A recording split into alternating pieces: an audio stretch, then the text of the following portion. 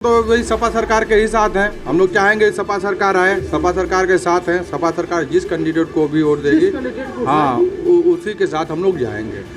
अगर जातिवाद वाली बात होती तो हम जातिवाद पार्टी चुनते, न जातिवाद पार्टी के साथ हम लोग को जाना है, न जातिवाद हमको करना है।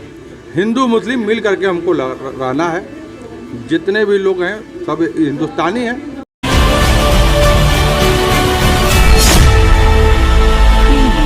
दोस्तों, बनारस हो या गाजीपुर हो, इलाहाबाद या मध्य प्रदेश, अगर आपको जनता दिखाई देगी तो उसी जगह जहां चाय की दुकान हो या पान की दुकान।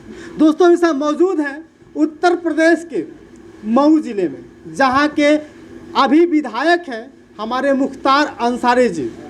और आप सभी को पता है कि कुछ ही दिनों पहले बसपा से उनको टिकट काट दिया गया। रीज़न क्या था? क्या यहाँ की जनता उन्हें पसंद करती है या फिर से बदलाव चाहती है? 2022 में बहुत ही जल्द चुनाव होने जा रहा है। यहाँ के जनता का क्या क्या राय है, क्या क्या विचार है, और साथ साथ इन लोगों को क्या ऐसी कमियां हैं जिसके माध्यम से हम जानना चाहेंगे। दोस्तों, बने रहिए हमारे वीडियो के साथ। सर, आपका नाम क्या है? नोमान खान। अरे बहुत बढ़िया। क्या नाम है और क्या करते हैं? क्या करते हैं? वेल्डिंग की दुकान है। वेल्डिंग की दुकान है। और वेल्डिंग की दुकान बिजली से करते हैं या जनरेटर से? नहीं, बिजली से। बिजली से करें या जनरेटर से करें, क्योंकि पेट्रोल और डीजल कहीं न कहीं महंगा तो है ही है। आपको क्या लगता है कि अगर बिजली नहीं रहेगी तो अपना काम कर पाएंगे? नहीं कर पाएंगे। कितने घंटा बिजली आती है आपके यहाँ? बिजली बहुत कम रह रही है आजकल। अच्छा, आपके यहाँ का विकास कितना हुआ है? विकास तो कुछ नहीं हुआ है, कभी नहीं। जबकि सर, आपका एक बता दें कि उत्तर प्रदेश हमारा जो है जातिगत मामलों में सबसे आगे रहता है। और आपके ही देखा जाए तो धर्म से बिलोंग करते हैं हमारे विधायक जी। और क्या लगता है कि आपके समय यहाँ पर कोई विकास नहीं हुआ? नहीं, विकास नहीं हुआ। अब की बार क्या होगा? अब की बार विधायक जी नहीं आएंगे। विधायक जी नहीं आएंगे जी, हम लोग अल्ताफ अंसारी को वोट दे रहे हैं, सपा को। सपा को देना है। सर, बसपा से दो बार विधायक भी रहे हैं और बसपा से जो है कि भीम राजभर आए हैं इस बार। क्या लगता है कि भीम राजभर का पलड़ा भारी रहेगा या नहीं? नहीं रहेगा। नहीं रहेगा। नहीं, सपा का पलड़ा भारी। सपा आगे रहे। सपा के लोग चाहते हैं कि आगे जाए। चाचा जी, आपका क्या नाम है? आपका क्या नाम है? ये हबीबुर रहमान नाम है। बहुत बढ़िया। सर, ये बताइए कि आज हमारा 2022 में बहुत जल्द चुनाव होने जा रहा है और सारी जनता बौखलाई है कि भाई किसको किसको वोट दिया जाए। कहीं विकास हुआ है, कहीं नहीं विकास हुआ है। अभी मैंने देखा कि बुनकरों की व्यवस्था जो स्थिति है बहुत खराब है।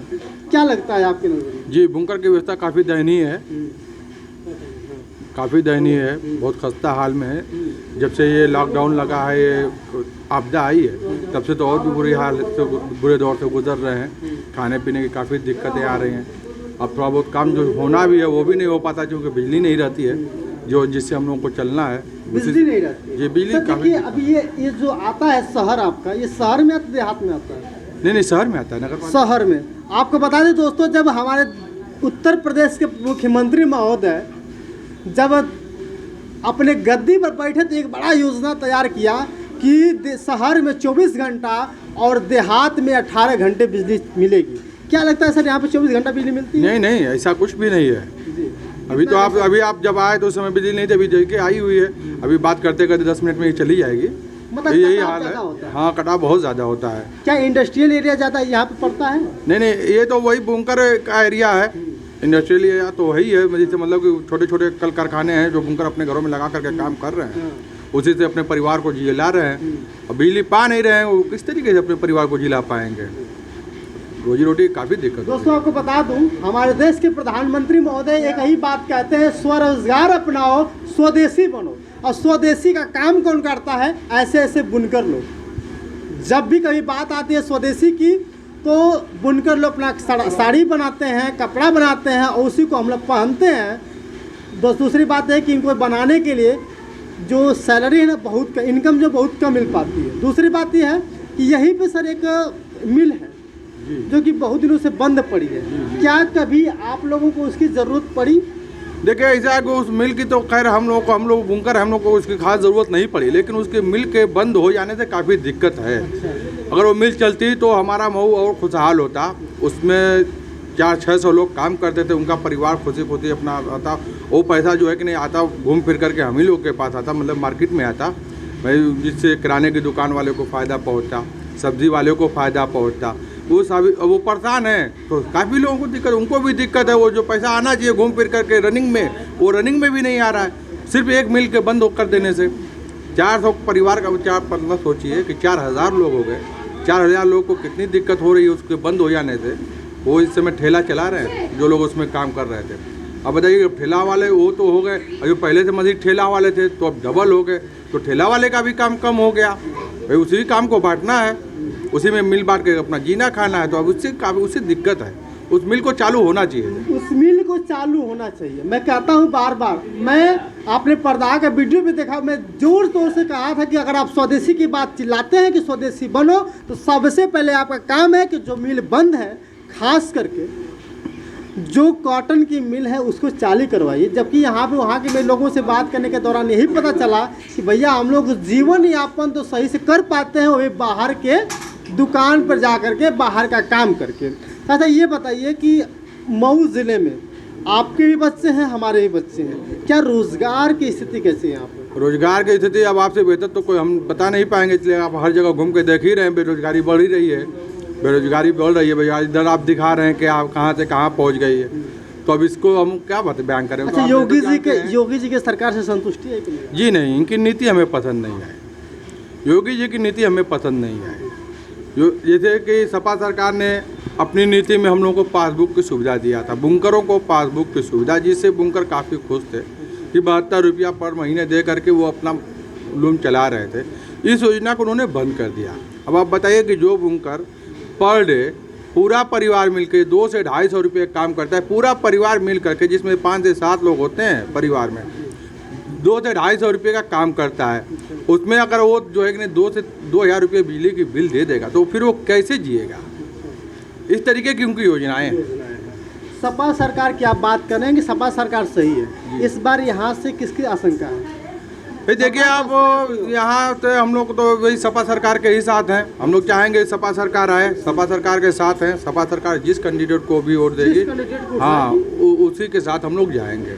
सपा सरकार के लोग साथ हैं और कारण भी है, इसका कारण है कि सपा सरकार ने पिछली मरतबा जितने वादे किए, आपने देखा होगा, उन तभी वादों को उन्होंने पूरा किया। जिस तरीके से बच्चों को जो है लैपटॉप बांटने का उसने दिया, बुनकरों को बिजली का उसने वो भी किया। आप रोड का जितना भी आप देख रहे हैं, यूपी गवर्नमेंट का जितनी भी रोडें हैं, ये क्या मतलब बीजेपी सरकार में पास नहीं हुई है, ये सब सपा सरकार में पास हुई है, तभी से वहाँ से बनना शुरू हुई है। ये तो बाद में जो है कि बीजेपी सरकार सत्ता में आई तो उसने वक्त पहले काम को रोका, फिर नए सिरे से उसने शुरू किया। अगर कोई नया इंजीटेप लगा करके नई रोड पास किए हो तो उसको दिखा दें, कागज़ पर कहीं भी पास किए हो। तो पुराने काम को सपा सरकार कर रही थी, उसी को बस किसी तरीके से कर पाए हैं। कोई नया काम अगर करके दिखाएं हो तो बता दें कि हमने ये नया कर दिया। जी सर, एक चीज़ और है, सवाल ये खड़ा होता है कि सपा सरकार को आप लोग सपोर्ट करेंगे। अगर सपा के जो मुखिया ने अगर टिकट दे दिया हमारे माननीय मुख्तार अंसारी को, फिर क्या होगा? हमने क्या कहा? हम ये कह रहे हैं कि वो किसको वो टिकट दे रही है, हमें इससे कोई बहस नहीं है। मतलब सपा के साथ ही हम सपा के साथ ही रहेंगे। सपा किसी को भी टिकट दे, हमें इससे कोई फर्क नहीं पड़ता। नीति बनाने का काम सब गवर्नमेंट का है, वो जो एक अखिलेश जी का है, विधायक जी का तो है नहीं। विधायक जी उसमें सहयोग करेंगे, मतलब नीति तो वही बनेगी, और वो जो वादा करेंगे हमें पूरा उम्मीद है उसको पूरा करेंगे। सिर्फ पिछली मरतबा इन्होंने पूरा किया और इस बार भी वो वादे पर अपने खरे उतरेंगे, पूरा करेंगे, इसलिए हम उनके साथ हैं, वादे के पक्के आए। सपा सरकार के साथ सही आप लोग एक्टिव हैं। चाचा ये बताइए आप कि चाचा आप ही बताइए कि अभी हम लोग सपा सरकार की बात कर रहे हैं, और अभी जो उत्तर प्रदेश की बात करें तो जातिवाद में सबसे आगे रहता है, और जिस धर्म से आप लोग बिलोंग करते हैं उसी धर्म से ओवैसी जी का नाम जानते होंगे, जो बहुत चर्चित पार्टी आज आईएमएम पार्टी है। आईएमएम अगर आप सपोर्ट करती है अगर आप लोगों, तो फिर क्या करेंगे? अभी हमने आपको क्या बताया, अगर इस तरीके की हमारी सोच होती तो हम फिर ओवैसी जी की बात किए होते, लेकिन हमने किसकी बात की है? इससे तो ये क्लियर होता है, स्पष्ट हो जाता है कि हम लोग में इस तरीके की जातिवाद वाली कोई बात नहीं है। अगर जातिवाद वाली बात होती तो हम जातिवाद पार्टी चुनते। न जातिवाद पार्टी के साथ हम लोग को जाना है, न जातिवाद हमको करना है। हिंदू मुस्लिम मिल करके हमको रहना है। जितने भी लोग हैं सब हिंदुस्तानी हैं। भाई जात तो अपनी अपनी अलग है, लेकिन हैं तो सभी हिंदुस्तानी। हिंदुस्तानी होने के नाते सब एक दूसरे के भाई हैं। हम लोग भाई भाई हैं भाई, जातिवाद कहाँ से आ जाएगा? न लड़ना है न लड़ना है, हिंदू मुस्लिम भाई भाई है, बस इसी को बचाना है। हमारे साथ और भी लोग हैं जी, हमारे साथ और भी है। सर आपका नाम क्या है? अबुल कलाम। अरे बहुत बढ़िया। क्या करते हैं सर आप? बुनाई करते हैं। अच्छा, आप भी बुनाई करते हैं। अच्छा, बुनाई बताइए कि बुनाई के दौरान झेलना तो बहुत पड़ता होगा। मैंने देखा है लोगों के कि भाई बड़ी मेहनत करना पड़ता है। एक साड़ी पे कितना इनकम आ जाती है सर? मेरी याद आती है इनकम। एक साड़ी पे इनकम क्या आती है? आधी मजदूरी में वही 100 रुपये आती है।